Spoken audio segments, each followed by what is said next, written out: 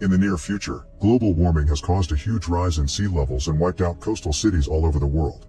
Millions of people have been displaced and the now crazy climate causes global famine, so governments implement licensing pregnancy to fight overpopulation. To compensate for this, scientists create a series of robots known as mecha, who don't require as many resources to survive as humans do. The inventor of these mechas is Professor Hobby, who takes a female mecha apart in a conference while he explains that robots are programmed to react to damage or pain and to remember to avoid the cause of damage like a human would. Unfortunately, this doesn't mimic human emotion, which brings Hobby to the next step, a robot child programmed to love its parents. This mecha will be marketed to couples who yearn for a child but can't obtain the license to reproduce. 20 months after the presentation, Henry and his wife Monica visit their son Martin in the hospital. Martin was diagnosed with a rare disease and put in suspended animation until a cure is found. Martin's doctor worries about Monica, who still hopes for that cure and often comes to read to his son, and he advises Henry to help Monica cope with the grief she's currently suppressing. Hoping that this will help his wife to move on, Henry applies to Cybertronics beta testing and gets chosen by Hobby to test his latest invention, a child mecha named David. This robot is a prototype mecha child programmed to experience love. Monica is offended by the idea and argues with Henry, saying that he's trying to replace Martin when he isn't even dead yet. However, Monica eventually realizes that she needs to fill a hole in her heart and has a big need to take care of a child again, even if it's a mecha. After finally changing Monica's mind, Henry explains how the imprinting protocol works. Once they decide to keep David, they can choose to activate his imprinting, making David loyal to them just like a regular child that loves their parents. The imprinting is irreversible, meaning that if the couple ever decides to return David, he'll be scrapped. So it's very important for them not to imprint until they are sure. Later in the evening, Monica and Henry allow David into Martin's old room. David is eager to get along and make his parents happy, but remembering that he's not real makes Monica nervous, and she ends up shutting the door on him when he asks her to dress him. The next morning, David watches Monica prepare breakfast with pure curiosity. He continues to watch her the rest of the day as she does her chores, no matter how hard Monica tries to ignore him. When she grows too frustrated, Monica ends up putting David away in the closet. Moments later, Monica feels guilty and lets David out, excusing herself by saying that they're playing hide and seek. This makes David surprise Monica in the bathroom while she's relieving herself, thinking she's hiding there. During dinner, David watches his parents eat, and he's so fascinated by this that he pretends to drink from an empty glass to mimic Henry, then copies the way Monica eats pasta. When noodles get stuck in Monica's lips, it makes David laugh, which startles his parents into laughing along. Later in the evening, when Monica gets David ready for bed, she finally tends to him as if he was her real son. However, this also reminds her of Martin in the hospital, making her cry. The next morning, Monica decides to initiate the imprinting protocol, coming to terms with the fact that she needs David to cope with Martin's situation. After she finishes saying the code that will trigger David's love, the boy's face softens up and for the first time he calls Monica mommy. This already makes Monica more attached to him, especially when he hugs her. One night, Monica is happily getting ready to attend an event with Henry. However, Henry worries about Monica's affection for David, reminding her that he's a mecha, but Monica sees David as a gift. When David comes to say goodbye, the parents smell something and realize that he has used up Monica's expensive perfume. To make matters worse, David asks Monica if she'll die someday. Monica confirms that she will, but she doesn't want David to be lonely, so Monica takes an old robotic bear named Teddy that used to be Martin's and gifts it to David so he can have company while they're away. Sometime later, David shows Monica that he can relay the audio from her telephone by turning himself into a speaker. The call comes from Henry, who can't hear Monica because of David's speaker mode. After lots of scolding, David finally hands her the phone, and Monica receives some big news. A few days later, Monica comes home together with Martin, who has woken up from his suspended sleep and has been cured of his rare disease. As the days pass, Martin treats David like a toy, asking him to break things for him and questioning how he was made as he pokes his face. When asked for the first thing he remembers, David draws a bird with feathers sticking out of the tail. One afternoon, Martin asks Monica to read Pinocchio to him and David, secretly hoping to taunt David with the story. However, David is fascinated by the idea of a puppet turning into a real boy. During lunch, Martin teases David into an eating contest. Monica and Henry panic, knowing that the act could break David, but the boys don't listen to their warnings and keep on eating. In the end, David stops as one side of his face droops, scaring everyone. Afterward, David is taken for repairs while Monica holds his hand. However, hearing him say it doesn't hurt makes her freak out. Seeing his mother worry about David so much makes Martin jealous, so when they go home, he tricks David into secretly cutting Monica's hair while she's asleep by telling him she'd love him for it. At first David refuses, but Martin manipulates him until he agrees. Then David goes into the parents' bedroom to cut Monica's hair with a pair of scissors, but at that moment, Monica turns and almost gets hurt by the blades. Henry wakes up when Monica screams and he shakes David angrily, demanding to know why he did it until Monica stops him. Some hair falls to the floor and is found by Teddy. Sometime later, while they're getting things ready for Martin's birthday party, Henry tries to convince Monica that David is no longer worth the risk, but Monica defends David by saying he's just a child making mistakes. During the party, Martin's friends taunt David, poking his synthetic skin and using a knife to test his lack of pain.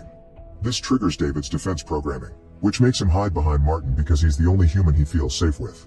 He also begins backing away, but he moves too far and accidentally drags Martin to the bottom of the pool. The adults quickly come to take Martin out of the water to give him CPR while David can only watch from the pool as he is left behind and alone. After this incident, Monica becomes wary of David, but she also finds the beautiful letters David writes for her, leaving her torn on how she feels about him. Finally, she decides she has no choice and tells David that they'll go on a trip with Teddy, and David is happy because he thinks he's spending the day with his mother. The next day, Monica cries while she drives to Cybertronics to have David destroyed.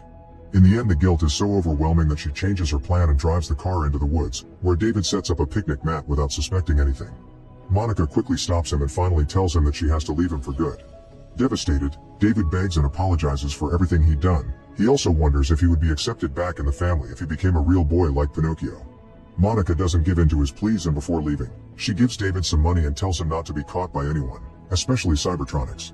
David latches to her and doesn't want to let her go, so Monica has to shove him away, surprising them both. Then she apologizes and drives away, leaving David to watch the car in the distance.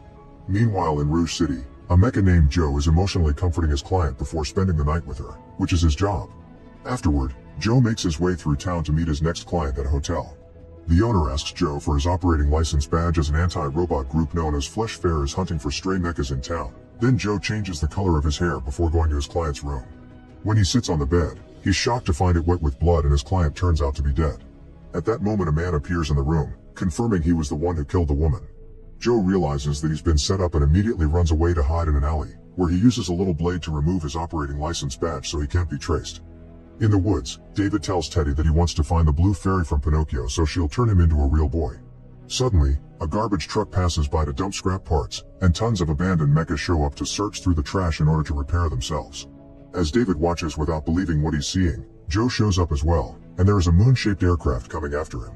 It turns out it's the Flesh Fair group, and the mechas immediately begin running away in fear as they are hunted down. This group kidnaps mechas and destroys them in a show to prove their anti-robot campaign. They use a scan on their aircraft to follow the mechas, but there's also a bunch of them appearing in the forest riding motorcycles that begin chasing the mechas through the woods, eventually entering a small town. These guys fire magnetic discs to trap the robots and a few mechas are sadly captured, but David and Teddy manage to follow a few mechas into an abandoned cottage and meet a nanny mecha, who offers to care for him. Unfortunately, the motorists still find the cottage and break down the wall to capture them all while the aircraft picks up Joe in a cage. In the struggle, David tries to hold on to Teddy, but he falls. At least a bunch of branches break his fall, so he quickly recovers and chases after the aircraft. Later at the Flesh Fair show, Teddy is picked up by employees and thrown into Lost and Found. In the stadium, the crowd cheers as old and abandoned mechas keep getting destroyed by being pushed inside cannons and shot out on fire. A terrified David holds onto Joe's hand, who's surprised by the touch. Meanwhile, Teddy manages to climb out of Lost and Found, and finds David in a cage. At that moment, a little girl picks up Teddy and sees David, thinking that he's a real boy. Then the girl approaches her father, who's one of the programmers of the show, and the man is disturbed to hear that a boy is among the mechas. Back at the cage, David learns from the other mechas that the humans are cutting them down to maintain superiority. Then the girl's father approaches David and uses a portable X-ray to make sure that David is a robot. The father is shocked and fascinated by David's advanced system, but the showrunner is not amused and an argument ensues while David watches the nanny mecha get doused in acid as part of a game. The showrunner insists on putting David on the show too, ignoring the programmer's explanations of how valuable David is. Then the showrunner takes David, and since he's holding on to Joe's hand for safety, both are dragged to the field and into the acid trap. As the showrunner presents David to the crowd, he also rants about how the mecha child insults the human population. However, the crowd turns silent because they aren't used to seeing children in the show and now they feel conflicted. Suddenly acid falls onto David's shoulders, making him scream and cry in fear. This convinces the crowd that David is a real child and they're so horrified that they turn on the showrunner, throwing things at him while the girl's dad orders the guards to free David and Joe right before the riot starts, allowing the duo to escape safely. In Hobby's office, there are various photos of David growing up, and it's revealed that he was designed after Hobby's late son. A team arrives to report that David was spotted at the Flesh Fair and they assure Hobby that the mecha is fine. Back in the woods, David and Teddy freeze when they suddenly see the moon, thinking that it's the Flesh Fair's aircraft. Just in case, they take a different route, and David shares with Joe his wish to find the blue fairy. Joe says that most women can be found in Rouge City, and they agree to head there together. First they need a ride, so Joe finds a group of teenagers and uses a hologram pen to manipulate them, promising lots of mecha women in their future. The boys give them a ride, and once they reach the city, Joe gives David a tour, teaching him about the flashing lights and the weirdly shaped buildings. David becomes fascinated by a statue of an angel because he thinks it's the Blue Fairy and tries to enter the church, but Joe takes him away. Eventually they meet with Dr. No, a program that serves as an all-knowing encyclopedia. Using the money Monica gave him, David learns from No that the Blue Fairy is at the end of the world. This information comes from a quote by Hobby. Joe doesn't like it because he knows that mechas that go to the end of the world never come back, so he tries to explain to David that humans hate robots. However, David insists that Monica will love him if he's a real boy, not believing Joe when he says a human can never love a mecha and yelling at him for dealing to insinuate the opposite. When they leave No's store, the cops find them and arrest Joe, still thinking he killed the woman in the hotel. Curious, David gets into the helicopter's driver's seat and powers it on, but obviously he can't control it and his so-called piloting causes huge chaos around the city, breaking things and almost hitting people. As citizens run away in panic, Joe uses the distraction to escape the cops and reunite with David. Joe jumps inside the helicopter, taking over the controls to fly the vehicle smoothly and escape safely. A few hours later, they reach the wasteland that was previously Manhattan, which Joe calls the place where lions weep. After the trouble with the sea levels rising, the remaining pieces of the city are left in ruins and underwater. David finds a bunch of lion statues with water pouring out of their mouths, which reminds him of Joe's quote. Seeing it as a sign, they land the helicopter in the building next to the lions, then David and Joe search for Professor Hobby. David finds a door with a fairy tale quote on it and crosses it, finding a chair with someone on it. When it turns around, David is shocked to find a child that looks exactly like him. The other David simply smiles and invites him to read with him, saying that he's real, but the first David thinks this guy is going to replace him. Furious, David grabs a lamp and smashes it against the table in the other David's head, revealing that it's also a mecha. A terrified Joe goes away while David lashes out, screaming that he's special and unique. At that moment Professor Hobby shows up to stop him and assures David that he's a real boy, claiming that he is his own Blue Fairy. Dr. No's clues on finding the Blue Fairy were explicitly made to lead David to Professor Hobby, and the journey also tested David's motivation to see if it was strong enough to make him chase an unknown dream, which other mechas can't do. Hobby walks out of the office to gather his team, leaving David thinking about the fact his journey has been part of someone else's design. Afterward, David enters another room, where he finds several more mechas that look like him, including one that is still open. He approaches a window and sees the bird he remembers as his first memory, which turns out to be a statue outside the office. Several boxes are laid out as David and his female counterpart are mass-produced to be sold. Realizing that he was never unique, David heads outside and drops into the water as Joe watches from the helicopter. Underwater, a bunch of fish carries David until he falls in front of something that catches his attention. David reaches out, but Joe finds him first and pulls him away using the helicopter's extended arm. Once he's out, David realizes that he found the Blue Fairy underwater. Unfortunately, before they can go further, Joe is suddenly magnetized by a police helicopter hovering above them. Joe says goodbye to David, asking him to tell his story to the ladies once he's grown up as a real boy. Then he activates the helicopter's submarine mode before floating away. Determined to find the Blue Fairy, David pilots the transformed helicopter into an abandoned carnival with Teddy beside him. They watch all the attractions representing fairy tales and eventually discover Pinocchio, which he follows until he finally finds the Blue Fairy statue. At that moment, the Ferris wheel collapses on top of the helicopter, trapping them. David doesn't care though, he only has eyes for the Blue Fairy and begs her to make him a real boy.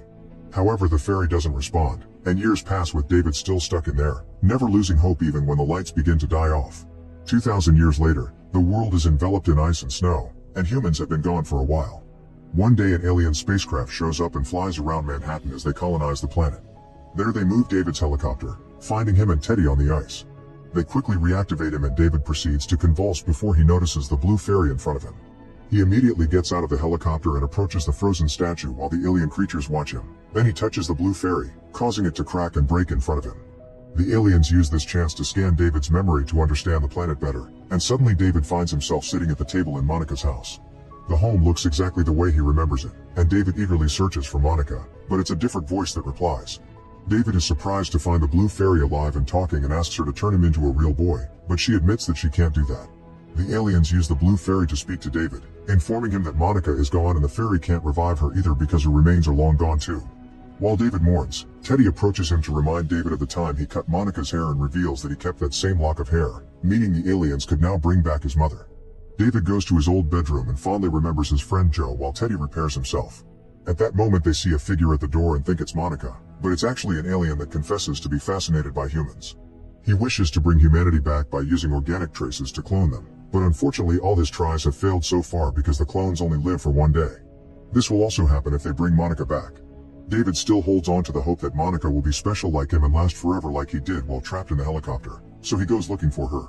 He finds her in her bedroom and begins to cry while brushing hair from her face. At that moment Monica wakes up and greets David with a warm smile. Now for this one day, David and Monica can spend some time together. David happily shows Monica paintings of his journey, they play hide and seek, and they celebrate his birthday too. When the lights outside grow dim, David tucks Monica into bed, worried that she won't wake up. Suddenly Monica tells him she loves him, which makes David smiles in a mix of grief and joy.